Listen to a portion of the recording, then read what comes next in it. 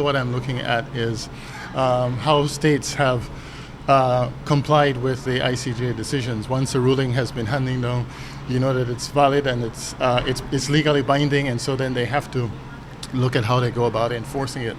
And particularly during the period 1987 to 2003, there have been about 3 or 4 cases where they have accepted the ruling initially after it was addressed, but then they have problems complying with it and enforcing it and working it out. And so it's just to give a sense that the ruling is not really a magic one, and the problem simply evaporates. That then you then have to sit down and work out how you're going to implement the ruling, especially if it involves issues with land or issues with sea, that sort of thing. As I say, it's binding to the states that are party to the dispute, and so then they have to find a way of enforcing it.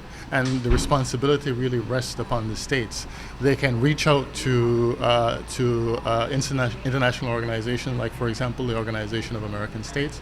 They can reach out to the United Nations to help if they run into problems, for example, of mapping and surveying the borders, things like that. They can reach out to various organizations, but essentially it falls to the state to find a way to work and implement this treaty.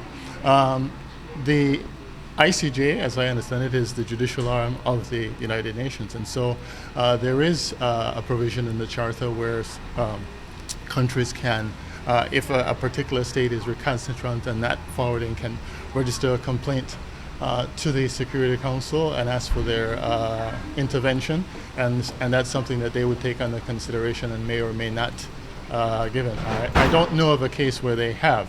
Complaints have been made. So in my presentation I will be discussing the El Salvador Honduras border dispute and talk about some of the problems they experience trying to implement the judgment.